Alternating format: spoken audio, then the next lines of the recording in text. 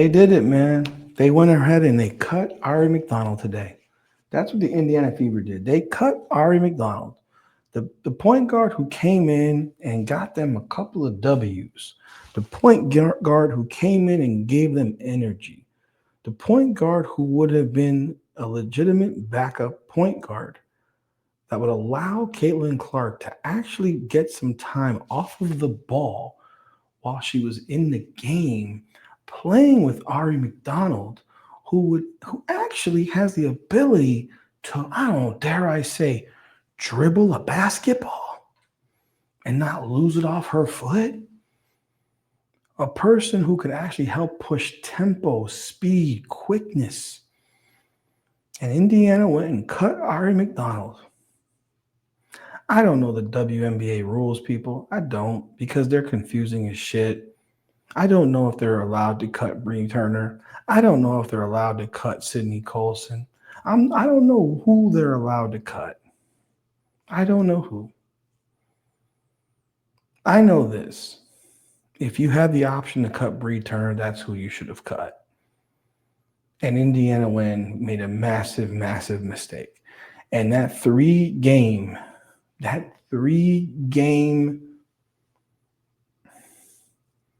exhibition that Aari McDonald put on for the Indiana Fever, she was the reason that they won those first two games that she played in. She was the reason. She was the catalyst. The girl averaged 11 points, 3 assists in her 3 games for the Indiana Fever. She was their best ball handler in those 3 games. She was an irritant. She was a pest. She was quick. She had 3 steals in 2 games. She drew 3 charges in her first game in Indiana. And today, Indiana decided to cut her because of their 10-player rule or what have you. Because Caitlin Clark and Sophie Cunningham are back.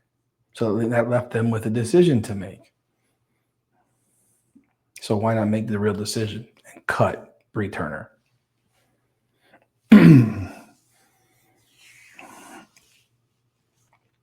This is a really bad decision.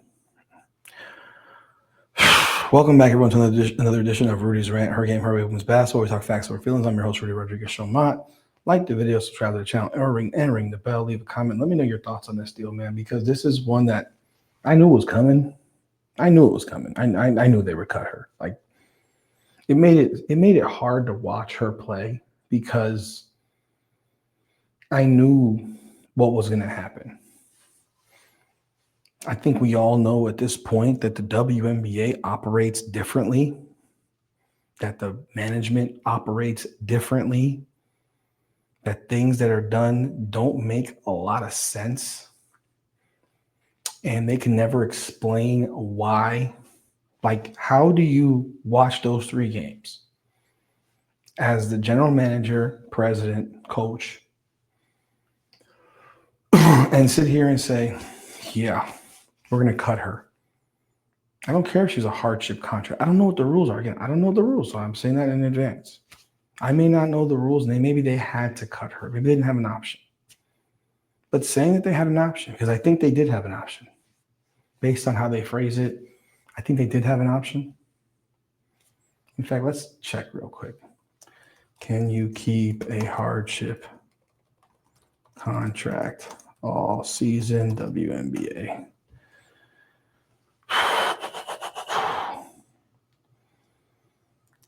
Okay, so hardship contracts cannot be kept for the entire season. They are temporary and are designed to address specific roster shortages to injuries or other extenuating circumstances. They are not a way to bypass regular roster rules or salary cap restrictions.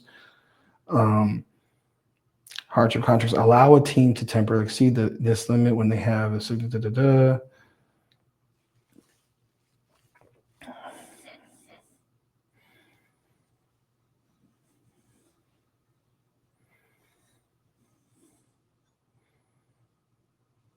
They can actually, okay, so when a hardship contract is terminated, the player becomes a free agent. They can then sign a new hardship contract with another team if they qualify, or sign a standard contract if a team has the roster space and salary cap. Now, so what you could have done, which is obviously what they have not done, is they could have cut her They could have waived her and then re-signed her. They didn't do that. They didn't do that. Again, don't know if you could cut Bree Turner as well, cut them both, and then re-sign Aari McDonald. But I would definitely like some more information on this, because this is just, it doesn't make a lot of sense. No one can truly explain it. And again, this goes back to asking real questions. Why couldn't you cut? I mean, people were worried that they would cut Michaela Timpson. So why couldn't you cut Bree Turner? I'm reading an article here by the Indy Star from Chloe Peterson. And the fact that Stephanie White says she's going to find a spot, well, the problem is you want that spot on your team. You don't want her to end up in Minnesota. You don't want her to end up in New York. You don't want her to end up in Atlanta. You don't want her to end up in Vegas. You don't want her to end, dare I say, you don't want her to end up in Washington, Chicago.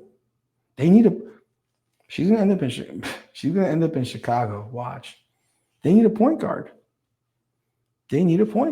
And she'll start for them.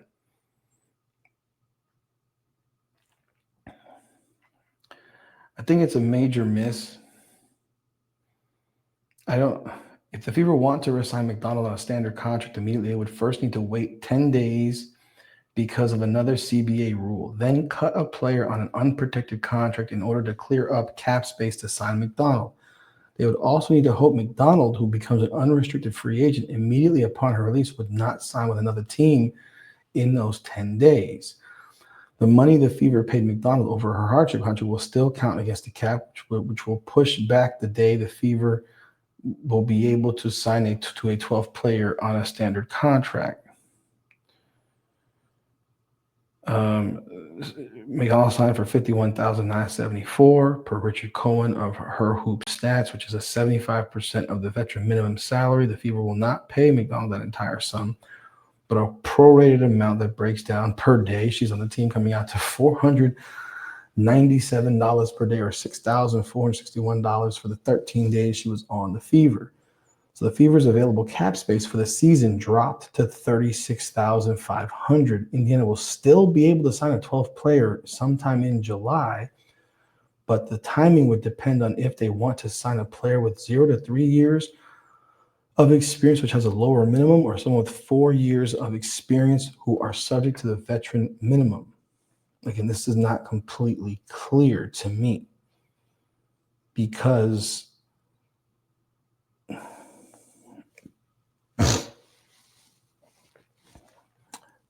she could sign with the Fever from what I'm reading here.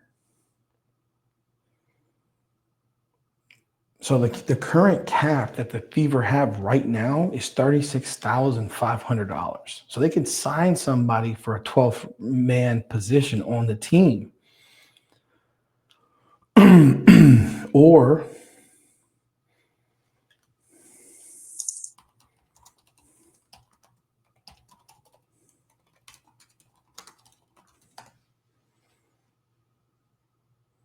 okay, so I'm going to answer this other question that we may have.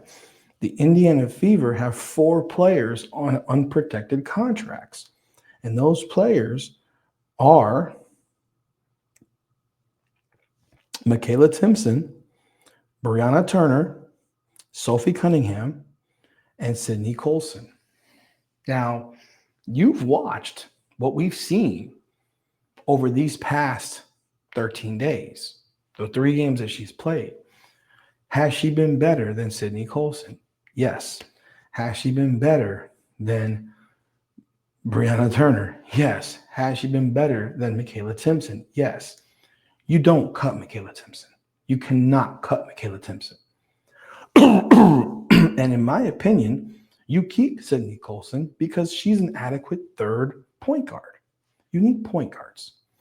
She's adequate. She's not good, but she's adequate. If this was to happen again and Caitlin Clark was to get hurt again or whatever, you can have Aari McDonald become the starter. You're not going to cut Sophie Cunningham naturally because even if she's on an unprotected deal, doesn't matter. You're not going to cut her. That's stupid. But they have options. So let's check back in 10 days because you have to leave her cut. You have, by the rule, 10 days. So let's see what happens in 10 days. Obviously, they can't sign her to a 12-man spot because they don't have enough money, but they could cut Bree Turner and have that money. That's the truth. They could cut Bree Turner in 10 days and bring back Aari McDonald. Will they do it? We don't know. We'll see. Do I think they will? No. Do I think they should announce? They can't announce it because, so I'm not going to kill them for this. They can't announce it, but I'm hoping that they have a side deal in play where it's like, look, this is what we're going to do. We're going to re-sign you in 10 days. We're bringing you back. We want you on this team. But the way Stephanie White spoke doesn't sound that way. It sounds like she's prepared to have Aari McDonald go somewhere. Because 10 days for them is worth, as you see, $5,000.